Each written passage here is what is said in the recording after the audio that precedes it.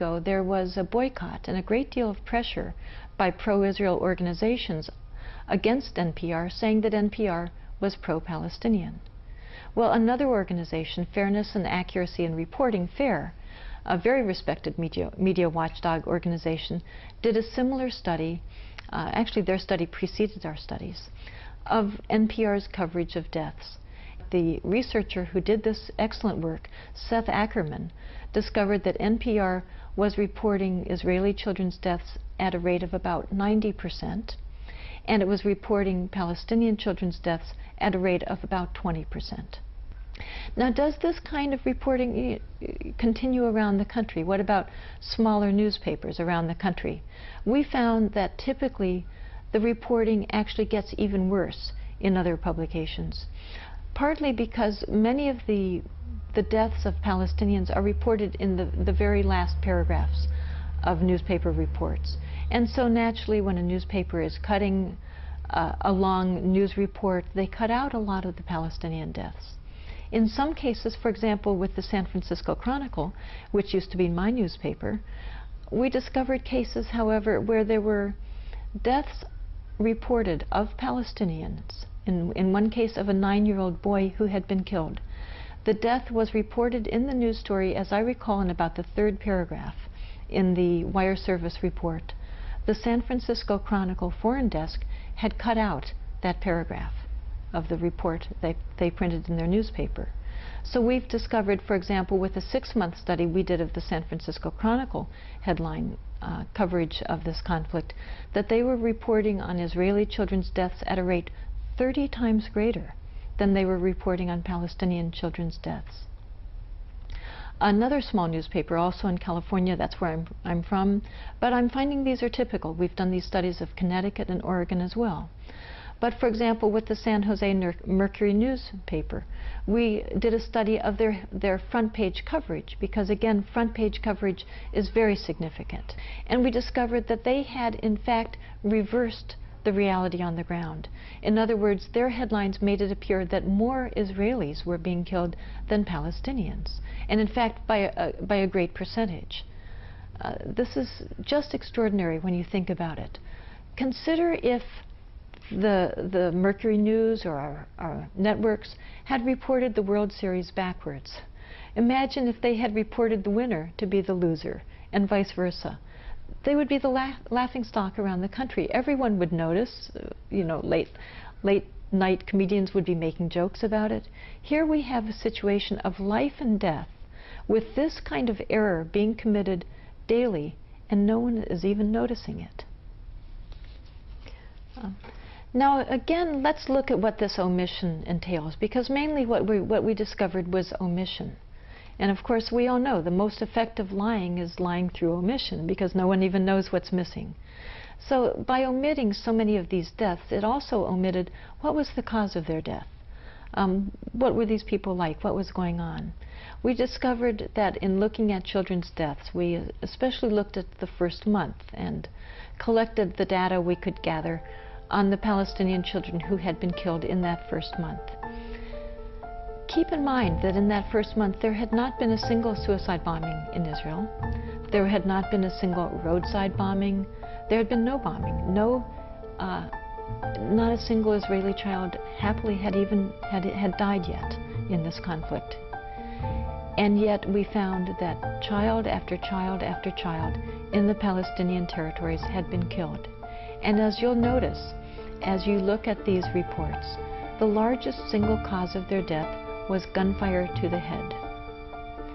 This we have found repeatedly to be the case. We also, of course, this omission and our reports didn't cover the injury rates, but Palestinians have been injured in also far greater rates than Israelis have been injured. For example, we discovered that in the first 3 months alone, 159 Palestinian children had had eyes shot out. Now, where did that fact come from? Certainly not from the New York Times. We didn't get it from, quote, Palestinian propaganda. This was reported in the Israeli newspaper Haaretz, a very respected newspaper in Israel. We need to know these facts too. Israelis are getting these reports. Americans should also get them. Finally, in many ways, perhaps the most significant omission in our media's reporting is our own connection to this conflict, the American connection to it. We need to always know that factor. And it turns out that unlike my initial impressions, it seems so long ago now, 5 years ago, where I thought this conflict was basically irrelevant to me, that I didn't have much to do with it, I've learned that Americans are major players in the Israeli-Palestinian conflict because we give over $10 million per day to Israel. In fact, when you count up everything, all the loan forgiveness programs, the weapons subsidies, etc., the amount of American tax money to Israel is approximately $15 million per day. Now, if this sounds like a lot, that's because it is. It's off the charts of our foreign expenditures abroad. We give to Israel, which has a population of about 6 million people. That's the size of the San Francisco, the Bay Area, for example. We give them more than we give to all of sub-Saharan Africa put together. This is a very important statistic to know. We give more to Israel than we give any other nation on earth. Why don't more of us know this? Are we just lazy, self-absorbed people? I don't think Americans are that bad. I think most of us try to do a good job. And those of us that try to read our New York Times, listen to our network news coverage, it turns out that they are not reporting this. We did a study, for example, of the San Francisco Chronicle. During 6 months of reports, we found that the Chronicle had run many, many news stories on this important topic.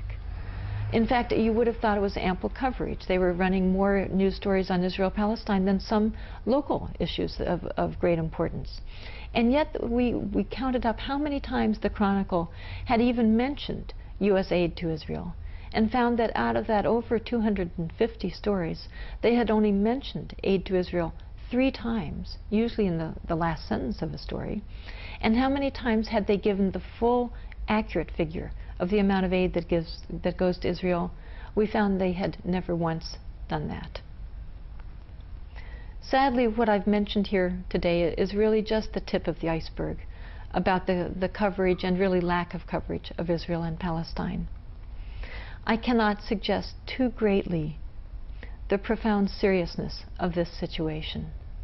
This is potentially an apocalyptic situation, as we see the tragic war in Iraq, the discussion of perhaps warfare, certainly sanctions against Iran, against Syria. This is promoting regional instability of the greatest danger to the region, to all people in the region, to the entire world, and certainly to Americans as well. We need drastically better coverage and fuller coverage of what's going on. We need the full facts. Our children, I feel, I have 3 children, I feel that our children are being placed at serious risk by American policies. Now, other Americans can and should draw their own conclusions, but they cannot draw informed conclusions without having full, unbiased information, and we're not getting that yet. We won't get that until we all demand it.